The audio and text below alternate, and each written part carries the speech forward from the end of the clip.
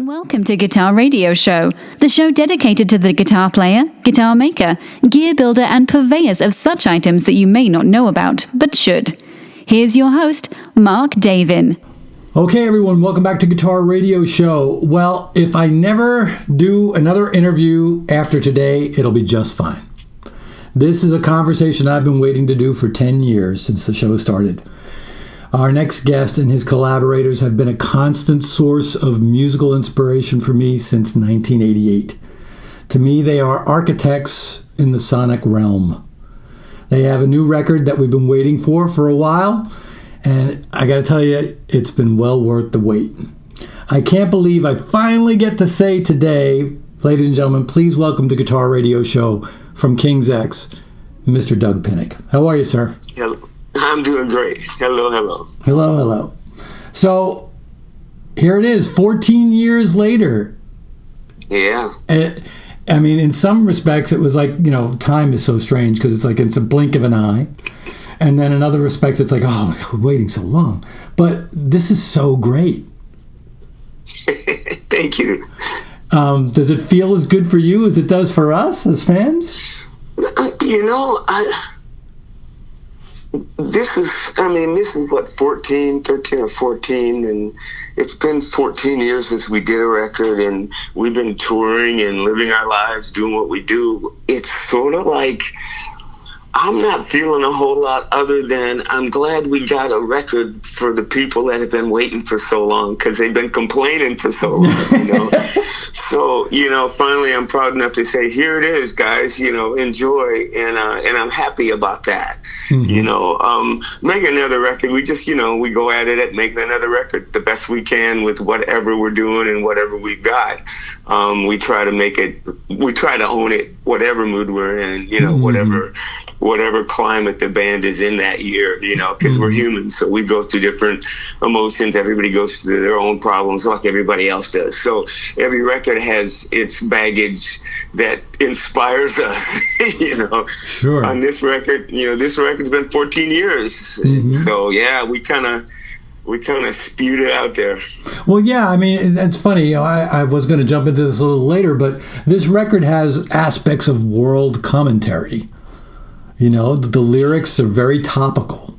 All God's Children, Flood Part 1, Let It Rain, and then, of course, a very hopeful wish of Everywhere at the end of the record. Yeah. Mm-hmm. That's something I've always appreciated about your music, is that it also reflected what was going on in our lives, so it made you guys very human to us, which is really good. I mean, you guys are going to be here in Austin in November. At least that's what you're scheduled for at this point. And I've seen you guys over 70 times. I was trying to count. Yeah, I've tried to count it. When I was living in the tri-state area, I would follow you guys around. So you do a show on Long Island, New York, Stone Pony maybe in New Jersey, and then maybe you do Toad's Place in Connecticut, and then we'd follow you down to like Hammerjacks or something like that. Wow, yeah. Awesome. Oh yeah, and we would, you would have been able to point us out because we were the ones that were dancing around like Krishnas. It was like, okay. Singing the lyrics to every song. The very first time I saw you guys, the first time I saw you guys was in a club on Long Island. There was like 50 people in the room that could have held 300. And it was mind blowing. And then the very next night we saw you at L'Amour's in Brooklyn, and the place was packed. I stood next to Scott Ian the whole night, and we sang every single lyric to every song from the first two records. It was for so cool. It was for the Gretchen tour. It was for Gretchen. So with this new tour and the new record, how many of the songs from the new record will we see in the set? We're going to try to do all of them. No kidding. Not sure if we will be able to do the whole thing, but because we have other songs we have to do too for people. But yeah, we plan on doing as much as we can. I would say like 75-80% if we can pull it off. Wow, that's fantastic. That's the way we always did it, though. Anytime that's true. Put a record out, we would always like play most of the record. That's true. That's true, especially if you were doing a headline date, for sure. Right. Yeah. So I've listened to the record, I guess, about 15 times now. And like most King's X offerings, I continually vacillate as to what my favorite song is for the day.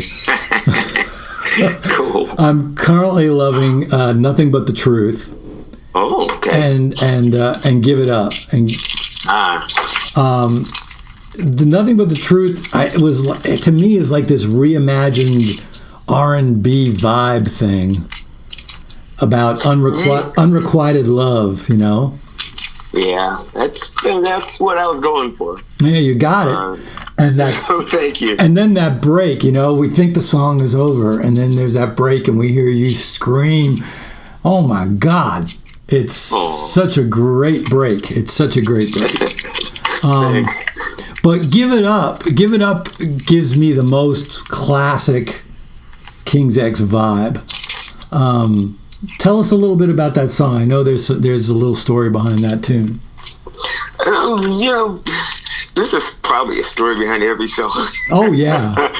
but this song, you know, I just wanted to write a real simple song that you could just dance to and have fun with.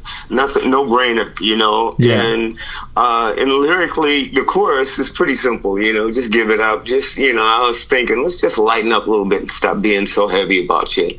But the verses, you know, are basically I'm over 70 years old now, and all of a sudden mortality is in my face, and I have 70 plus years to look back on to learn from my mistakes, and you know how quick it got here, and now it's going to be over before I know it. So I want to make the best of it and really grab the horn by the bull, you know, the bull by the horn, and that's what this song's about, you know. Yeah. And it's self-explanatory. Oh, it is. It's such a good song, you know. But I was reading a thing that, you know, that you were like kind of being kind of introspective in the fact, you know, like Chris Cornell had taken his life, and that that was giving you, you know, pause and about how fragile life is, and that it's this whole idea of you know, I just got to give it all up. I got to give it away, you know, so to speak, is just, you know, and be in the moment. Yep, you have to. That's all we got. Yeah, it's true. Ozzy Osbourne's got a new record out, and there's a line, I think he says that the past was horrible, the future is the future is horrifying, and what happened to today, I think it was something like that. But that's pretty cool. New Ozzy album, lyrically, it's really good. It's a great record, yeah, and the guitar players on there are insane. In the early days, when I would meet somebody, and I was always like, I was like kind of on the street team for King's X in the early days. You know, I would always be turning, because someone turned me on to you guys. A very close friend who's no longer with us turned me on to you guys, and we would go to every show together, and we shared. King's X was our thing, and he would love the fact that I'm talking to you right now.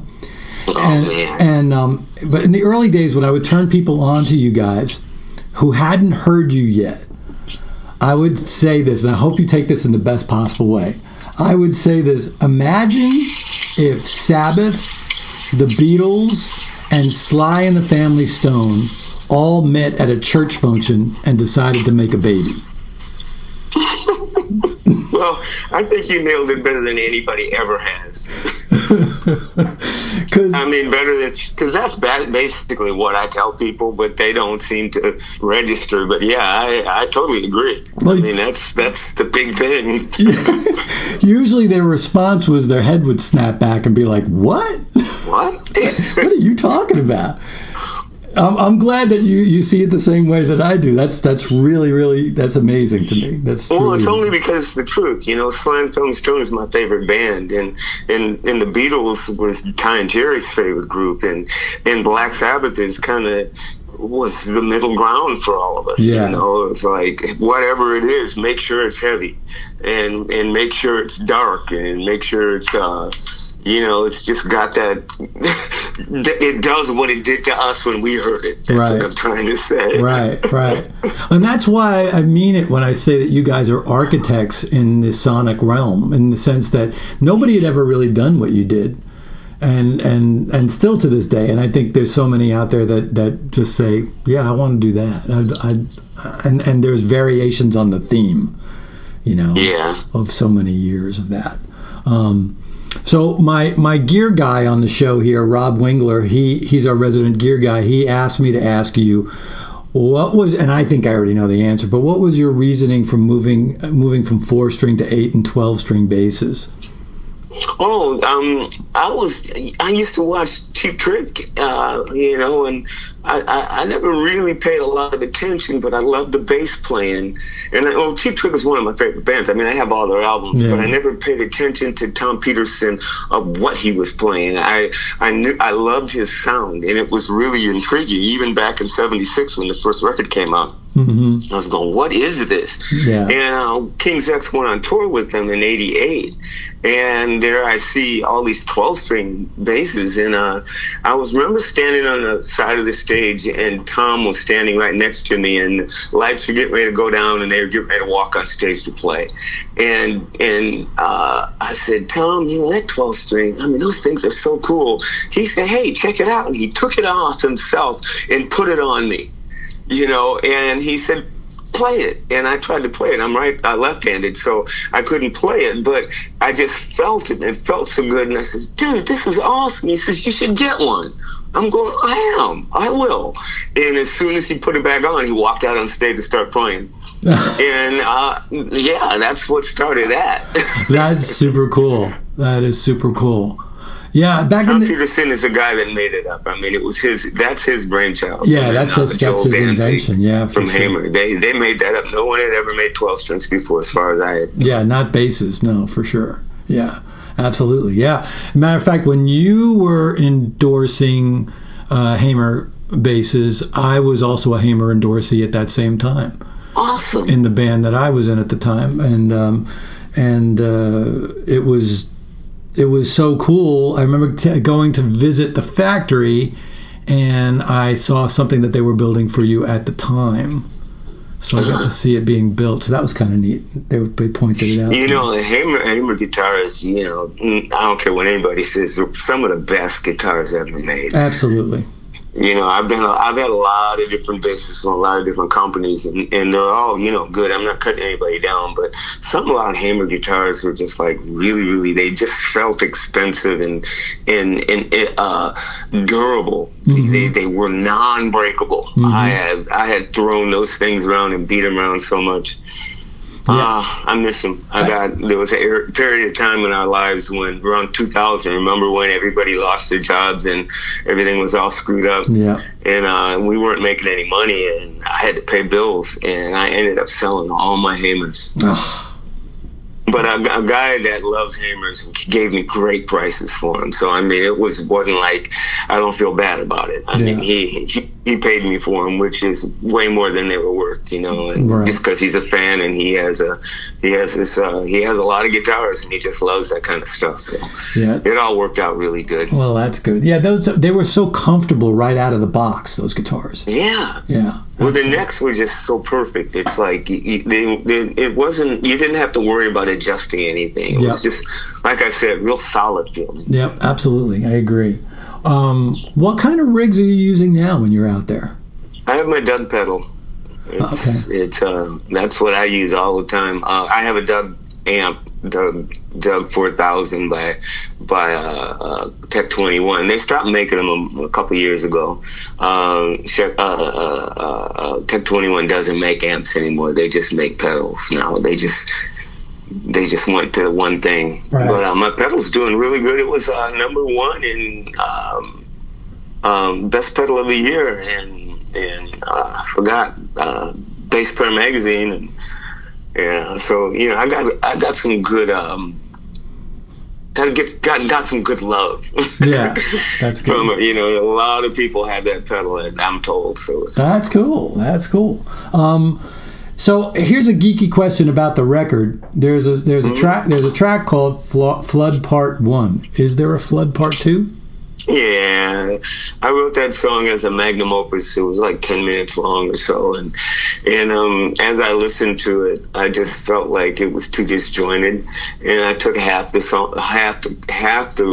parts out and made a whole nother song out of it, which worked.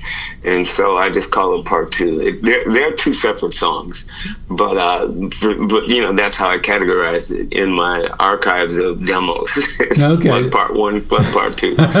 So at some point we might get to hear Flood Part 2. I'm pretty sure you will, either with King's X or on a solo record or somewhere. But it'll be out. I like the song enough to want to get it out. That's cool. Speaking of the solo stuff, will there be some? I know we're very focused on the new record, but is there any plans for another solo record? Oh yeah, there will always be solo records, whether it's King's X or not. I write music, and I'm gonna throw stuff out there anyway. Right. I forgot what I was gonna say now. Anyway. Yeah, that's cool. That's so cool. Yeah, I mean, wow. I think I've seen you on. I know I saw you on the first record, the Electric Church record, and then I saw you for the Pineapple Skunk record. Oh wow! Yeah, I saw a tour for that, and that was amazing. You played. Thanks. You played a lot of guitar. You played a lot of guitar on that tour. Yeah, I won't do that again. I don't enjoy playing guitar. I'm not a guitar player. I love playing bass. I have fun. I have fun playing bass and singing, but playing that guitar and singing it was work all night long. Yeah. So how cool was it with Paul Schaefer and I can't remember her name now. It's Felicia. Yeah. It's pretty amazing. That was outstanding. Yeah, it sounded good too. They rocked it. They were like little kids who had just played with their favorite band. I mean, you should have seen them. I never seen two people so excited about being able to play and do all that. They were true fans, and it just made me smile. I love those people. It was super cool to see. It really, really was. So how far is this tour going to take y'all? Well, for King's X, it's just the tour never ends. Yeah, we true. go out, we come home, we go out, we come home. So, and we do weekends mainly, because we fly in, do an area, and then come home because it's just more economical. Mm-hmm. So those will keep coming, and we'll just keep letting people know what's happening. That's cool. Keep doing that. We just so far we have only the shows coming up in Texas, and the month before that I think we got a bunch of shows. I can't remember where they're at. I don't pay attention. When you guys were touring for the just to let everybody else know how cool you are. When you guys were touring on the Bulbous tour, Please Come Home, Mr. Bulbous. I went to see you, and I had someone done in calligraphy on parchment paper the chorus from the song Soul on your Electric Church record. And I had told you, I just bought a house, my first house, and I want to hang this in the vestibule of my first house. Would you sign it? And you signed it for me, and you thought it was super cool. And it still hangs in my house. Awesome. To have those lyrics hanging there because it meant so much to me. You, sir, mean the world to me. You and your music and everything that you've given me over the years. Your music has been salve to my soul and has brought me together with like-minded people.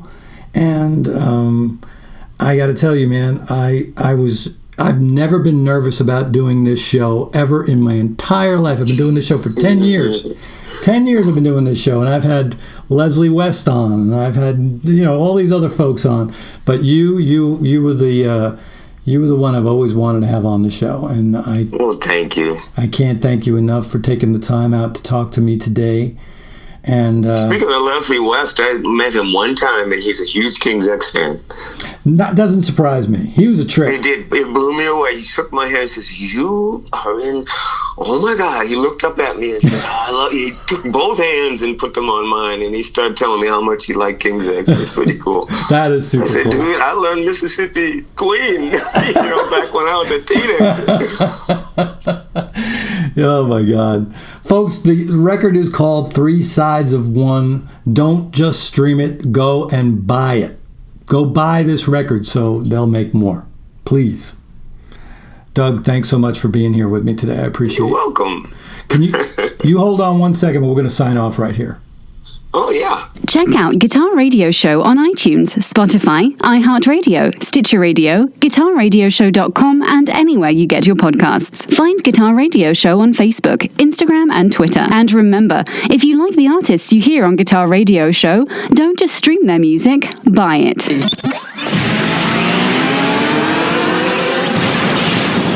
GRS Productions.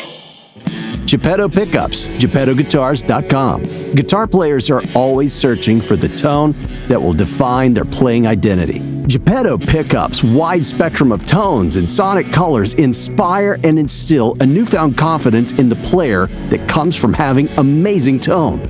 Go to GeppettoGuitars.com. We'll give your guitar its voice, but you'll make it sing.